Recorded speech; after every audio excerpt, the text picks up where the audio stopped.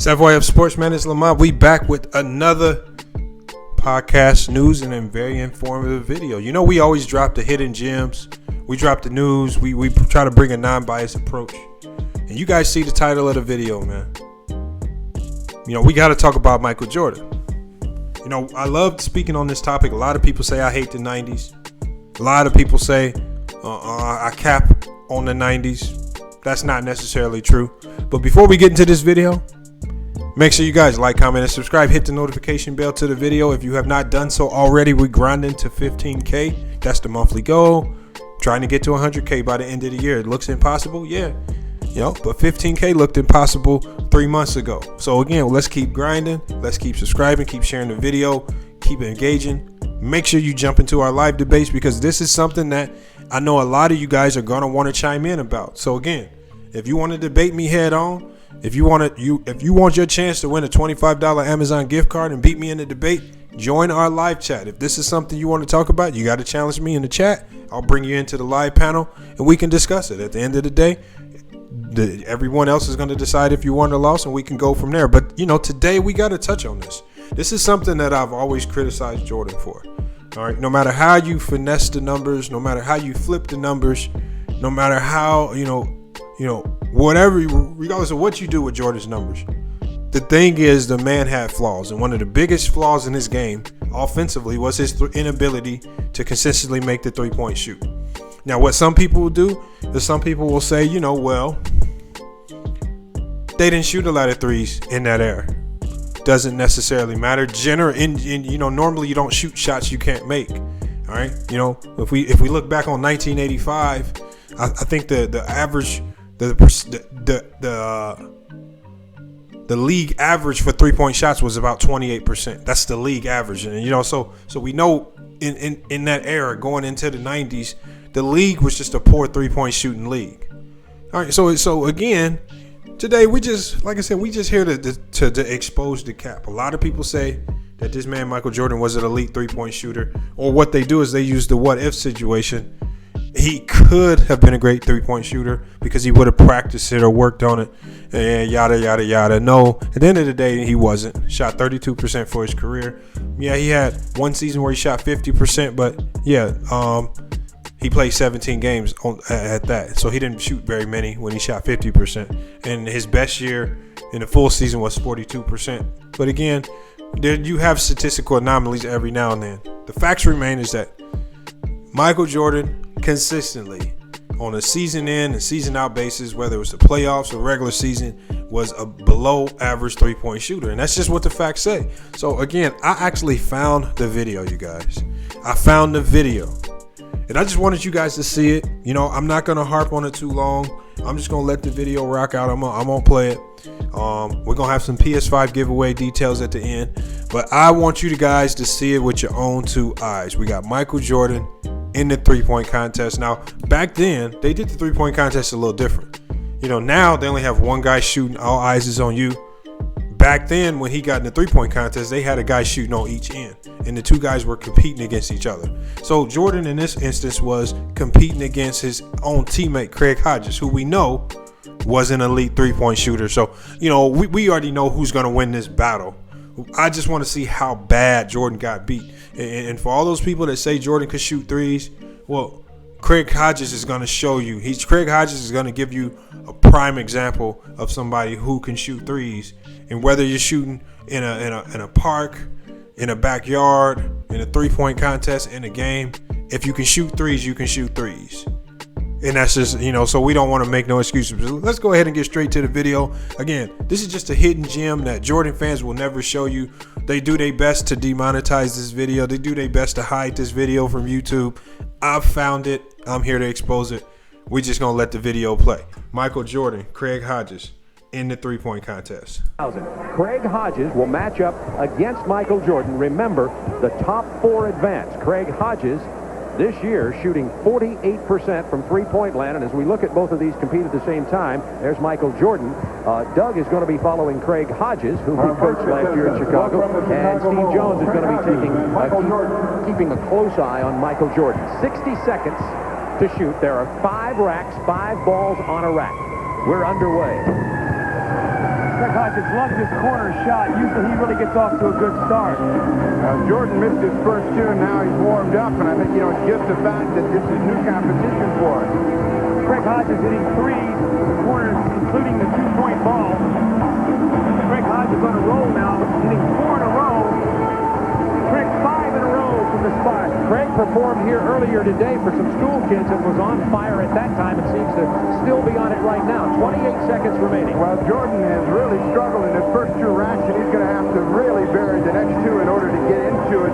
He has missed almost every one and hasn't gotten a red, white, or blue ball down. It's 15-4. Craig Hodges early on. Well, Craig is filling it up right now. I mean, if he stays in this kind of rhythm, he is going to be awfully tough to beat. He loves those corners again. He has 5 seconds to get 3 more shots up. He has not made one now from this left side. Well, Jordan struggled the entire rack. He only ended up with 5 going in, and it was a tough first time around for Michael Jordan. You see the look on his face, and remember I told you, experience in this competition is really a key. And Craig Hodges takes a great deal of pride in this competition. He was a finalist last year. He has 20 points. Jordan has 5 points. Well, Craig Hodges was sensational. The 2 spots that he started off with, Steve, he had 8 of his first 10 shots. He buried both red, white, and blue balls, so he got into a rhythm. And Craig Hodges is very much a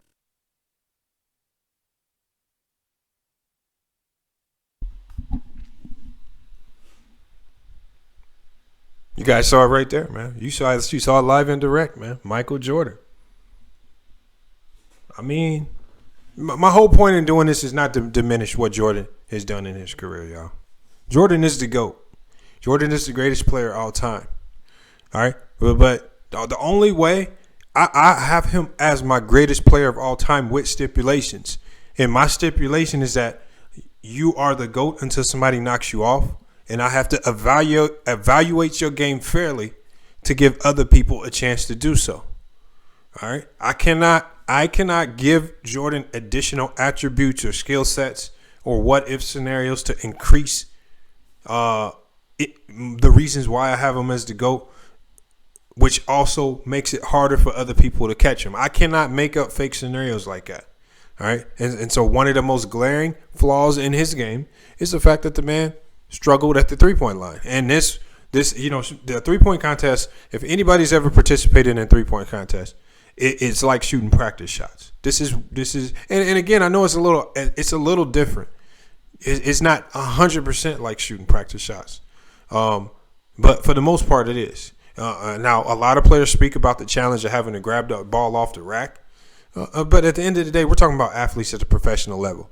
You should be able to make more than 5 threes in a three-point contest if you are a guard in the league today. Or even back then, you should have been able to do it.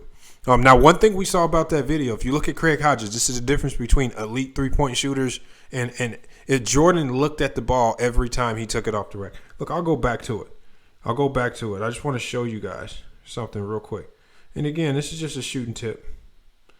Just a quick shooting tip that I want to give you right here. And I'm going to show you how Craig Hodges, this is the difference between elite shooters and just average three-point shooters. Craig performed here early. So I'm going to pull this up, y'all. Now, I want you to look. Watch, Craig Hodges is on this side. Jordan's on the other side. Now, I want you guys to pay attention to how Craig Hodges pulls each ball off the rack and how he does not take his eye off the rim. Again, if you want to be a great shooter, the longer you look at the rim, the higher percentage you have of making that shot. Craig Hodges does not take his eyes off the rim. And again, I want to show you guys this and watch what Craig Hodges does and watch what Jordan does.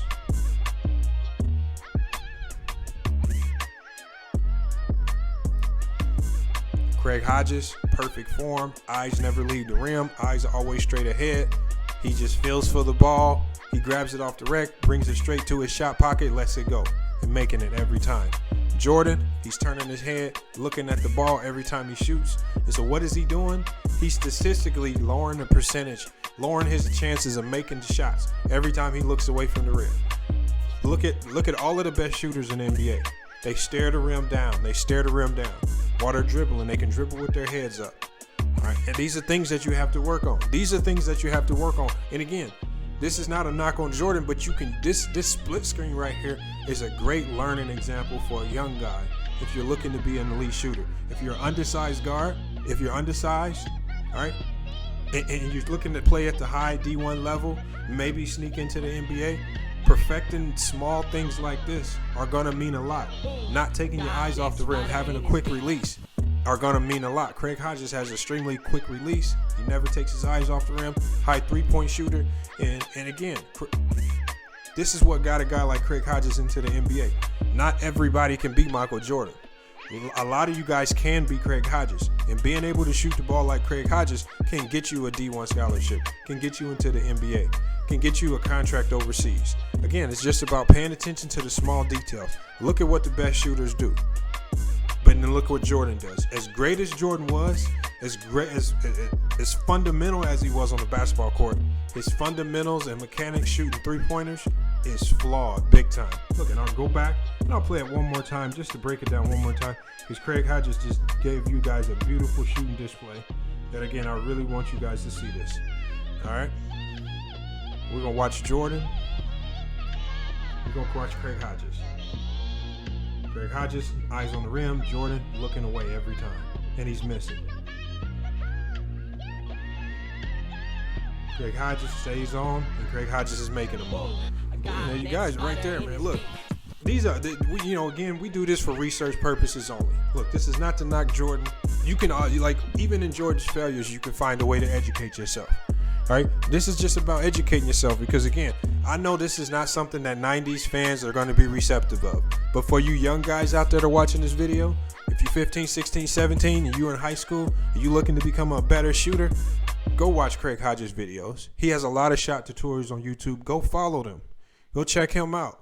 All right, but trying to shoot like Jordan and beat like Jordan, especially from the three-point line, is not going to get you nowhere. And just, we see the small glitches in the mechanics. That's the reason why Jordan shot 32% from the three-point line for his career.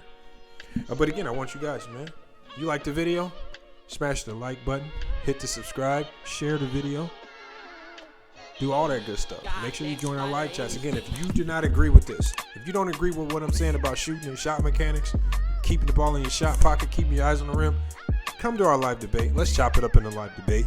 Let me know where I went wrong, because, again, this is just to educate you. All right, this is all for educational purposes only. This is research purposes only. And again, I've already said this is not going to be receptive or easy on the eyes for Jordan fans. But for you young guys, it's a learning lesson. It's a teaching lesson. And that's all I'm here to do.